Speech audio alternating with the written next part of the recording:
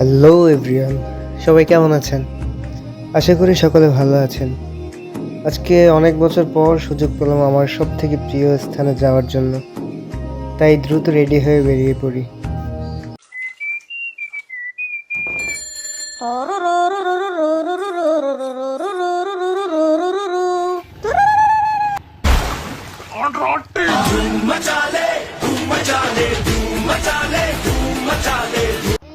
আমি ভাবতেও পারিনি আজকে আমার জন্য কি অপেক্ষা করছে। যে হ্যাঁ, এত সুন্দর ভিউ দেখতে পাবো তা আমি ভাবতেই পারিনি। তো চলুন গ্রামীণ এই দৃশ্য আমরা একসাথে দেখি।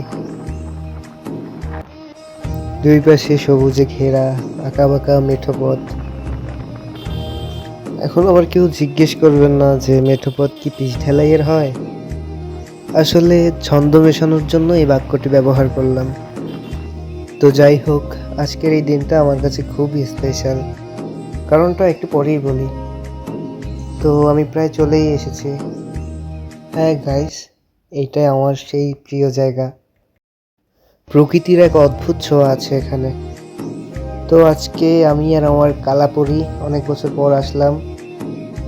এই জায়গাটা আমার অতি প্রিয় হওয়ার কারণ হলো, যখনই আমার মন খারাপ হয় আমি এখানে চলে আসি। তখন এই জায়গার প্রকৃতি তার স্নেহ আর মমতা দিয়ে আমার মন ভালো করে দেয়। তো অনেকক্ষণ ঘোরাঘুরি করলাম, এখন ফেরার পালা। এখানে এসে আমি প্রকৃতিটাকে উপভোগ করতেছিলাম, তাই তেমন কোনো শট নিতে পারিনি। যাই হোক, পরে কখনো আসলে এই জায়গাটাকে আপনাদের কাছে সুন্দরভাবে উপস্থাপন করব। তো আজকের ভিডিও আর লম্বা করব না। আল্লাহ হাফেজ, সকলে ভালো থাকবেন।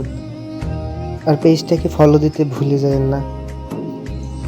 আর কমেন্ট বক্সে অবশ্যই জানাবেন ভিডিওটি কেমন লাগলো।